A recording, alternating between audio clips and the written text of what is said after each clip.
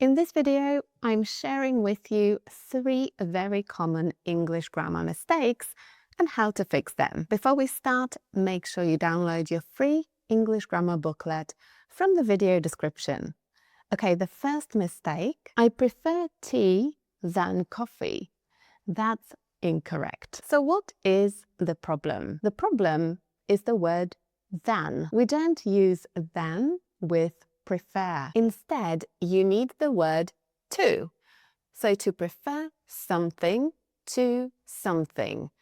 I prefer tea to coffee. You can use than with words like better, to be better than something. So tea is better than coffee. That's correct. Or you can use it with more. So I like tea more than coffee. That is also correct. But remember, prefer goes with to. The interesting thing, though, is that sometimes native speakers make this mistake. They say prefer something than something when they talk informally, but it is still considered a mistake in standard English. Okay, mistake number 2, repeat that again.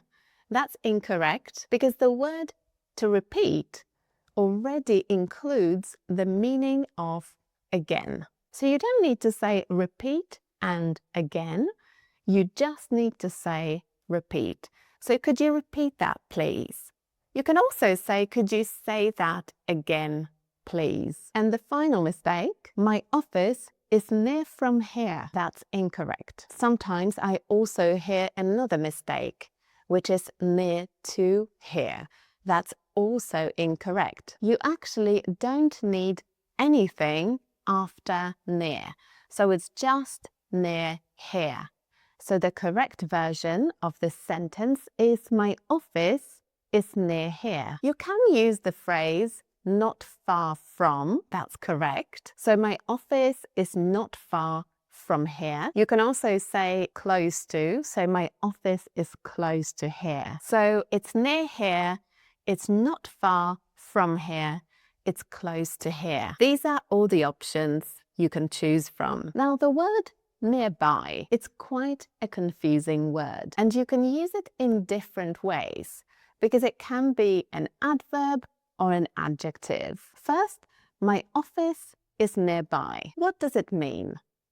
It means my office is near a place that I have already mentioned, or it's close to where I am now. So I'm in the city centre right now, and my office is nearby.